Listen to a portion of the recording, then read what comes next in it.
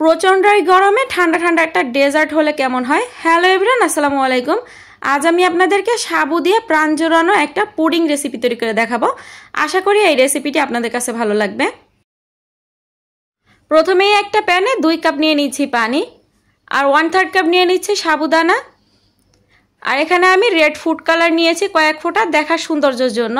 তবে এটা অপশনাল, আপনারা না চাইলে স্কিপ করতে পারেন, অথবা আপনারা আপনাদের পছন্দ মতো যে কোনো কালার অ্যাড করতে পারেন। দেন এটা নেড়েচেড়ে যখন এরকম বলক চলে আসবে, এভাবে নেড়েচেড়ে জাল করে নিতে হবে, তা না হলে নিচে লেগে যাওয়ার সম্ভাবনা থাকবে। যখন 90% সিদ্ধ হয়ে যাবে তখন একটা স্ট্রেনার দিয়ে এই সাবুগুলো আমি ছেঁকে তুলে নিব।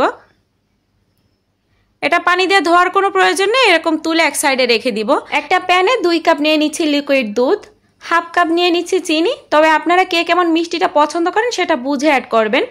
1 টেবিল চামচ দিয়ে দিচ্ছি আগার আগার পাউডার, সামান্য কিছুটা লবণ দিয়ে দিচ্ছি, এতে করে মিষ্টির টেস্টটা ব্যালেন্সে থাকবে। এবারে এই দুধের সাথে আগার আগার পাউডার খুব ভালো করে আগে মিশিয়ে নিচ্ছি। দেন চুলাটা জ্বালিয়ে নিয়ে এটা অনবরত নেড়ে চেড়ে জাল করে নিতে হবে। যখন দুধের ভিতরে সামান্য গরম হওয়া শুরু হবে, এ পর্যায়ে এখানে 1/4 কাপ দিয়ে দিচ্ছি পাউডার মিল্ক। পাউডার মিল্কটা অবশ্যই দেওয়ার চেষ্টা করবেন, তাতে পুডিংয়ের টেস্টটা আরও বেশি ভালো হবে। এবারে নেড়ে চেড়ে সব কিছু ভালো করে মিশিয়ে নিয়ে জাল করে নিচ্ছি। দুধের ভিতরে এভাবে বলক আসার পরে আরও 3-4টা বলক আমি এভাবে নিয়ে এসেছি। দেন আগে থেকে জাল করে উঠিয়ে রাখা সেই সাবুগুলো এর ভিতরে দিয়ে দিচ্ছি।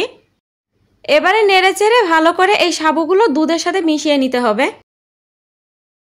সাবুটা দুধের সাথে খুব ভালো করে মিশিয়ে জাল করে বলক তুলে নিতে হবে।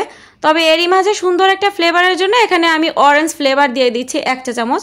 তবে আপনারা আপনাদের পছন্দ মতো যে কোনো ফ্লেভার এখানে অ্যাড করতে পারেন। দুধের সাথে সাবু মেশানোর পরে আমি আরও 2-3টা বলক এনে চুলাটা বন্ধ করে দিয়েছি। যে বাটিতে পুডিং সেট করবেন ওই বাটিতে সাথে সাথে এই পুডিংয়ের মিশ্রণটা ঢেলে দিতে হবে, তা না হলে এই পাত্রেতেই পুডিংটা জমে যাবে। এবার এই পুডিংটা নর্মাল তাপমাত্রায় আসা পর্যন্ত অপেক্ষা করতে হবে।